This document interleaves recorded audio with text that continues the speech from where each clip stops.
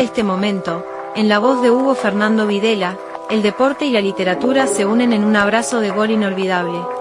Este espacio es auspiciado por Minimercado Carpe Diem, de los Mellizos Rodas.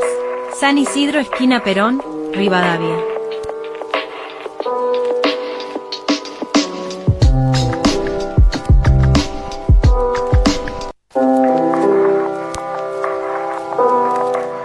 Hay mitos o relatos que vale la pena alimentar. No importa la veracidad. Si la historia es linda y emociona, poco importa si sucedió o no.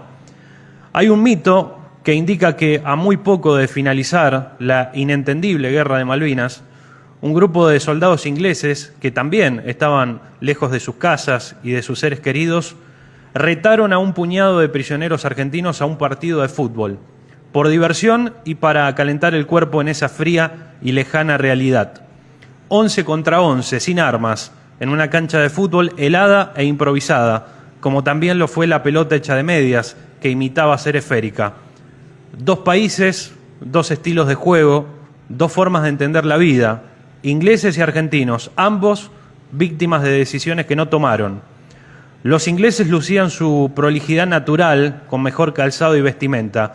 Los argentinos, en cambio, flaquitos, cansados, jóvenes, muy jóvenes, y con un hambre terrible de comida y de gloria. En la vida como en la guerra, de vez en cuando vale la pena hacer una tregua y repensar, parar la pelota, mirar mejor el panorama, y así nace este partido o este mito, según lo quieran ver. Está claro que en el conflicto bélico Argentina perdió, por goleada. El cuerpo técnico no estuvo a la altura, o mejor dicho, no estuvo, se borró.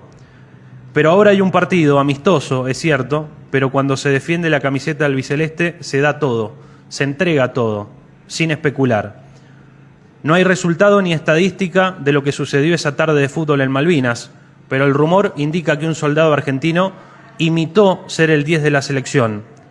Agarró la pelota de medias en la mitad de la cancha, giró entre dos ingleses y avanzó con más picardía que orden. Entre amagues y gambetas finalmente quedó mano a mano contra el arquero.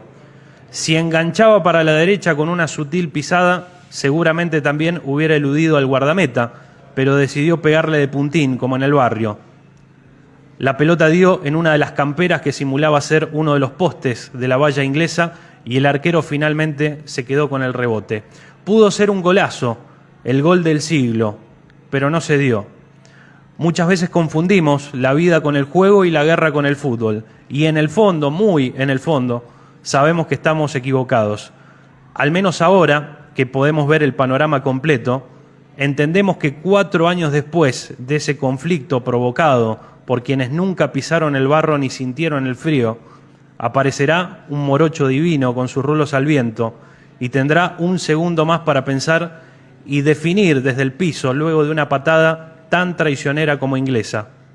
Gracias a ese gol inmenso de un partido de fútbol y nada más que eso, aquellos soldados argentinos que lucharon en el fin del mundo recordaron que a pesar de tanto dolor era posible volver a sonreír.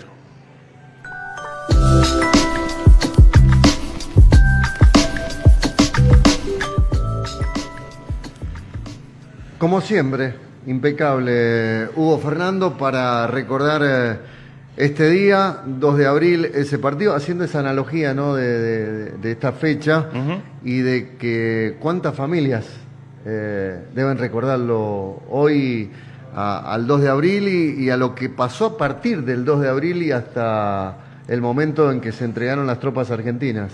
14 de junio fue el final de la Guerra de Malvinas y el 13 de junio, un día antes, arrancó el Mundial 82 en España y cuentan los jugadores, ya que estamos haciendo un especial, por supuesto, de fútbol y Malvinas, cuentan los jugadores argentinos de ese plantel dirigido por Menotti en el 82, al igual que en el 78, que las noticias que llegaban a España de lo que estaba sucediendo en Malvinas eran las noticias reales, que Argentina la estaba pasando muy mal, que la guerra claramente la estaba ganando Inglaterra, cuando aquí las noticias que circulaban en el ámbito nacional, en diarios y revistas, era el famoso "estamos ganando", ¿sí?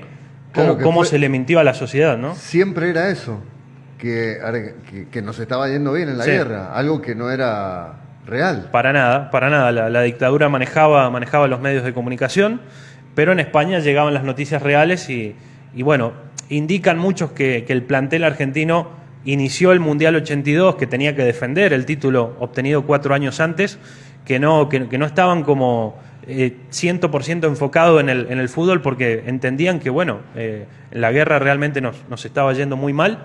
De hecho, Argentina debuta el inicio del Mundial. Antes el que iniciaba el Mundial era el campeón, ¿te acordás? ¿No? Claro. El vigente campeón era el que estaba siempre en el primer partido. Argentina debuta con Bélgica en el 82, pierde un partido que no estaba en los planes. Después termina pasando esa primera rueda y en la segunda fase se queda eliminado el equipo de César Luis Menotti. Y en el 86, como decíamos y utilizábamos el texto, si bien uno entiende que es fútbol y hay que entender eso, que el fútbol es algo siempre secundario, no se puede comparar con una guerra, pero que al menos una sonrisa le debe haber sacado a los soldados de Malvinas, a los héroes de Malvinas y a todos sus familiares. Cuando digo primero, les afana un gol con la mano, con esa picardía argentina, y después, 5 minutos después, ese tremendo gol, arrancando desde la mitad de la cancha, gambeteando a todos los ingleses que se le pasaban por el camino, gambeteando incluso al arquero, e incluso con la patada que le pegaron de atrás desde el piso, anotando ese 2-0 parcial que sirvió para pasar a semifinales. Inmortalizando además el relato de Víctor Hugo, el barrilete cósmico, ¿de qué planeta viniste? Encima hay que arrancar un relato, vos que sos relator, Hugo, arrancar el relato diciendo la garra el genio del fútbol mundial, ¿no? Y que termina en gol. Y termina en gol. Terrible. Lo que es presagiar, ¿no? En una persona tan profesional como Víctor Hugo, uruguayo él, ¿no? Uh-huh. Qué cosa, ¿no? Los grandes relatores también en la Argentina han tenido justamente nacionalidad uruguaya, o gran parte de ellos, anticiparse a lo que termina siendo el gol de la vida para los argentinos. Bueno, el gol elegido por FIFA, el gol más lindo de la historia de los mundiales.